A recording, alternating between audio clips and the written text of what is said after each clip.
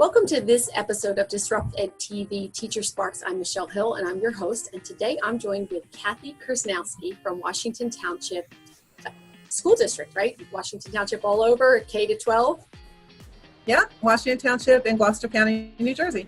Oh, welcome, Kathi. I have been a big fan of Kathi's because she is an amazing educator who is sharing her love of technology on Twitter and other places. And so I wanted to talk to you about your role. Can you kind of tell us what your role is in your school district? Yep, my current job title is that I'm a technology integration specialist with a little highlight on the word integration, because that word matters so much to me. So I work at 4 different elementary schools in our district. So I serve 4 schools every 5 days. And I am responsible for professional development in the area of technology and technology integration. That sounds like an awesome job and also a big job. And you did tell me that you are still teaching 1 day a week. Yeah, so that's part of it here too. So I'm still coded, as far as I'm not an administrator, definitely not an administrator. I'm a teacher. I'm at the teacher level, which serves as an asset to me. I'll explain in a second, but 1 day a week, yes, I'm teaching kindergarten students computers. So I'm at our early childhood center building, and on Tuesdays I go over there and I teach 5 sections of kindergarten computers using iPads and or laptops. So I still have 1 foot in the teaching door. And let me just elaborate real quickly, because I know you're going to ask me about relating to other teachers and getting teacher buy-in. So the fact that I am still a teacher and they know that I'm still a teacher, when I come into their classroom, when I suggest activities, things like that, they know, even though I have a different position from them, they know that I'm never there in a judgmental, evaluative, or observation kind of a way. I'm equal, I'm a parallel. And so if they want to try something with their curriculum or whatever, I just jump in and I'm like, sure, here's some ideas I have. Not that it's the best idea, but you want to try this? You're afraid? I'll help you. And it's sort of, it lends itself to that camaraderie, still being, having a foot in the teaching door. So as a coach, there's a lot of things that you can do. I mean, you're a veteran teacher who has a lot of expertise, and then bringing that coaching aspect into it, you can come alongside of them and you can really help them develop better skills for themselves or their students. So how often do you jump into the classroom with them? So job embedded is really important to me. I believe that, we're done with the days of sit and get, I don't want people to come to a one-time PD with me and go back and there, you have to do it now kind of a thing.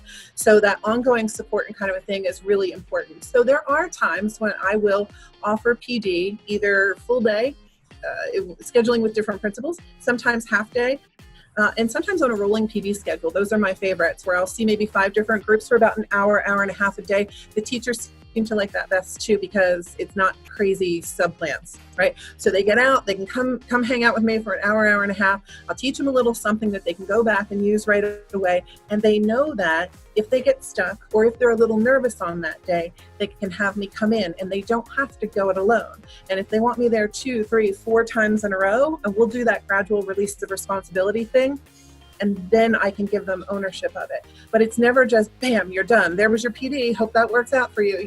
It's ongoing and it's embedded. Yeah, and I love that, because that sit and get just doesn't work. By the time you get back and you want to try it, you forgot all of the little techniques or tools that you were taught in the workshop. And then you get frustrated and then you think, it's too hard. I don't want to do that. So you often drop that particular app and go back to something that you know. So, we're talking about kids with a lot of screen time, talking about embedding technology into the classroom, which I think is so critical in this world that we live in. But there's some caveats with that as well. When we talk about technology, is it a tool? Is it a resource that's going to change the dynamics of the lesson that you're delivering, or the creativity, the learning that's happening in the classroom? Or is it just replacing some of those rudimentary tools that we had? So can you speak about that a little bit? Because I know that that's something that a lot of people struggle with. They do. And my answer may not be the most popular one in the ed tech world, but I believe all of it's okay. I really do. I think it's okay to put your toes in and dabble in things that, on that SAMR model, which is really popular, where there's substitution, augmentation, modification, and redefinition. Everybody likes to make it sound like, we have to aim for redefinition all the time. And I think, that's noble, those big creation and making things happen that were never possible before. Of course, that's a noble goal, but not everybody's going to be there. And it's not always necessary to redefine something. Sometimes simple substitution is okay. I wouldn't want to live there forever, but I have teachers where that's a big step for them.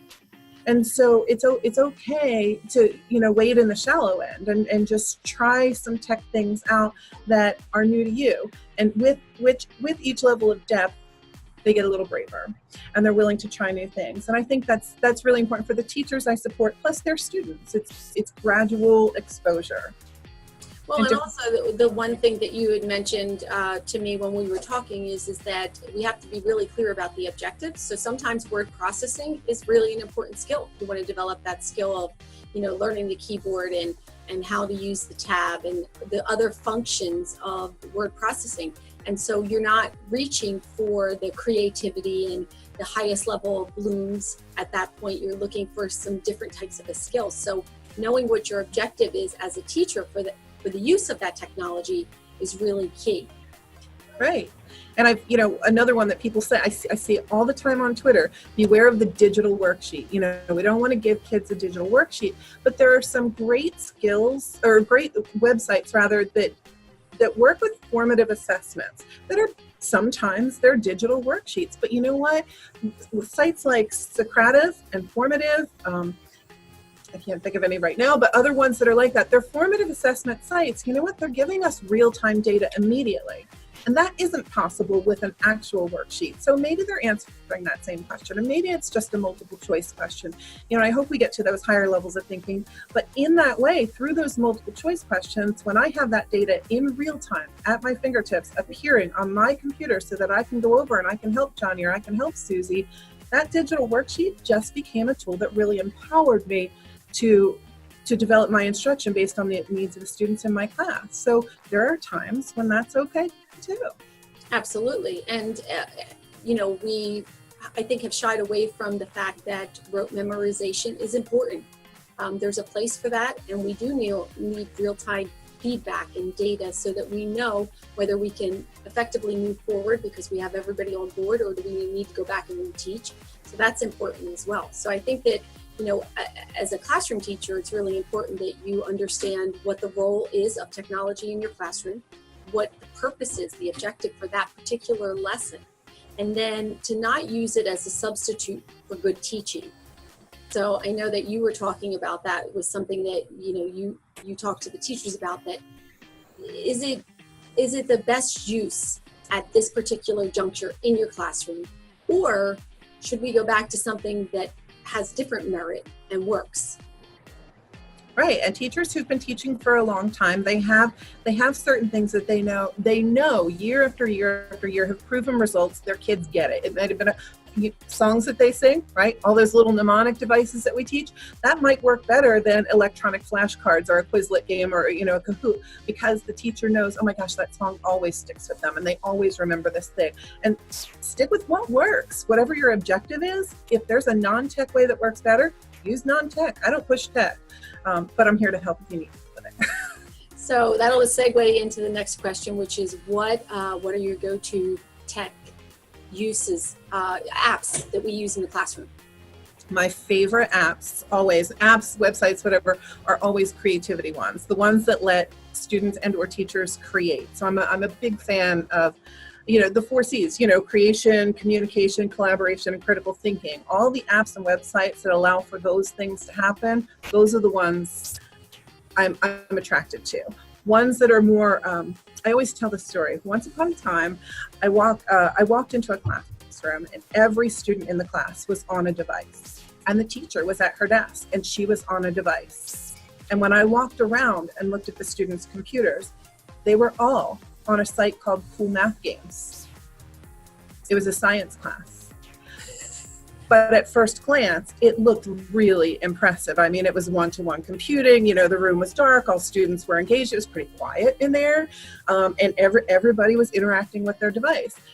It didn't mean that good learning was happening, So I like apps where students are, apps or websites where students are thinking about what they want to say. Students are having a voice. Students are making something new to show their learning.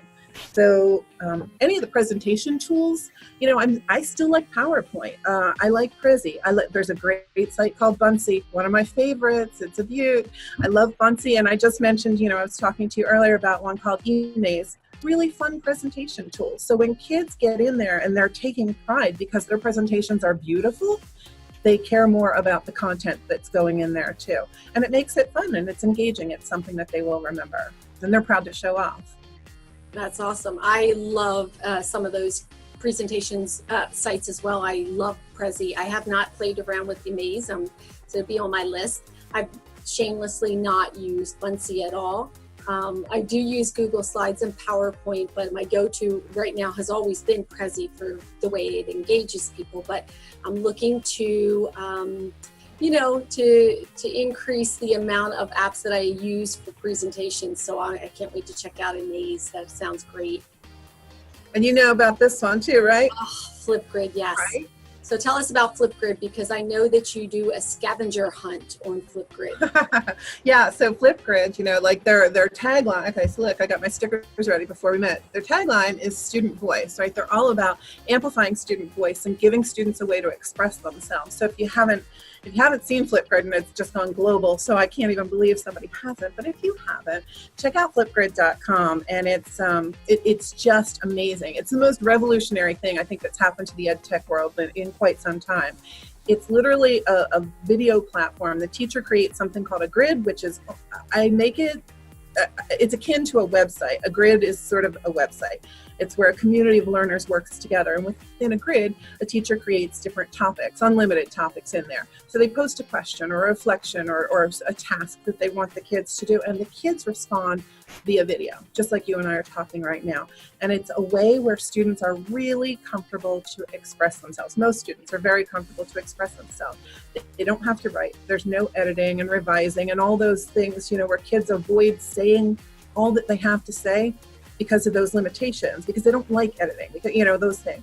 It's hearing what they have to say about anything. And it's limitless, right? Kindergarten through geriatrics can work in Flipgrid because it's just for everybody.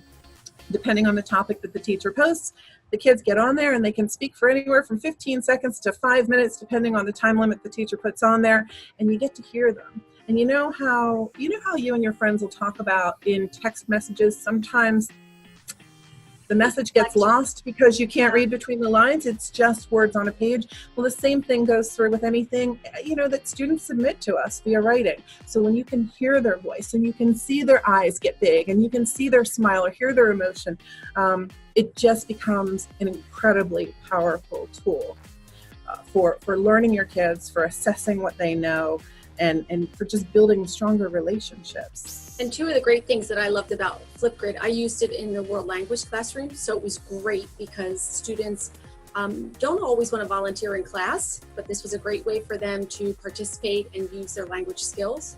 And they could also connect with students in other parts of the world. If you use the Flipgrid community, you can set that up, and that's a nice added benefit for using it. And it's free. Flipgrid is free. Which is awesome. It will always be free. Yep, they got married to Microsoft last summer, and so yeah, Microsoft enabled Flipgrid, all the uses, all the features of Flipgrid to be totally free for everybody forever. So yeah, and actually last summer, so I was at Flipgrid Live, and yes, you mentioned it before, but I'll just put it up here too. So there was something called a flip hunt, which was something I invented. It was just a variation of a way to use Flipgrid for a scavenger hunt, which awesome. You know, kids love scavenger hunts, grown-ups love scavenger hunts. So when we went to Flipgrid Live in Minneapolis, we had created a big silly one, and it was one that you might do with your friends, kind of a thing, going around the city of Minneapolis and doing silly things and capturing them on the grid that I had created for that event. But subsequently, I pointed out that you can tie this to any curricular area. And you know, I have a sample grid called flipgrid.com/FL-fliphunt. And if you go to that, it's free, it's open, there's no password required. But on there are samples by subject area. So math samples and science samples and all different kinds of examples of ways that your kids can go on a little scavenger hunt to show what they know in a really fun way. So I had a skeletal system one that was on there, for instance, and it was like, I think the first one said, wiggle your phalanges. And so kids would have to know what their phalanges were to do that, right? And say there was another scavenger hunt item on there, play head, shoulders, knees, and toes, and do that 3 times, but say the correct anatomical names of those bones as you touch them. So it's just a way to assess learning, different kinds of learning. And there are a whole bunch of examples on there. Again, it's at www.flipgrid.com/FLFlipHunt if you want to check it out. And I like that Flipgrid offers you the opportunity to put on like little stickers or costumes if you're uncomfortable. You can put on cool sunglasses and other things to kind of change your identity a little bit, which makes users a little bit less apprehensive about using it. There are a lot, I think grown-ups are more intimidated by having their face. Actually, I'll tell you what, this is really a rare occurrence that I'm doing this interview with you because I'm not very comfortable being on video myself. And I always say that I'm the Flipgrid ambassador who is the least comfortable actually being on a Flipgrid. It's just not something I do. I do a lot of app smashing when I go on there. So while I will use other apps like Chatterpix or something to disguise my face. Sometimes I've held a mask in front of my face. I've used different, other apps, Screencast-O-Matic. I've made screencasts instead of just showing. So there are things that you can hide behind, and certainly using those stickers at the end when you post your selfie, yeah, that's reassuring for a lot of the kids too. Yeah, well, that's true. We as adults, I think the kids are living in a digital world and they're just so comfortable on video where we're not as much, but it's a learning curve for all of us. So I want to thank you for being here today, but I also want people to know where they can follow you on Twitter because you are doing amazing things and you have a lot to offer and so many resources that I know will be really helpful for most teachers, whether they're a veteran teacher that needs to kind of reinvent themselves, they need a new little spark, or a brand new teacher who's just getting started. So can you tell us where they can find you? So on Twitter, I'm at Kerszi, that's at Kerszy, and I have a Facebook page called Integration Innovation. Oh, and yeah, those are probably the best places to find me. Okay. Well, thank you so much for being here. I know I learn from you every day and look forward to being connected with you because it keeps me relevant in what's going on in the tech world. And I hope that we can hang out and have coffee soon since we are really virtually neighbors in the same area of New Jersey. So I appreciate all that you're doing for technology integration in the classroom, and also just helping all of the educators out there grow stronger in their pedagogy. Thank you. I love learning from you too. And thanks so much for having me on today, Michele. All righty. We'll see you soon.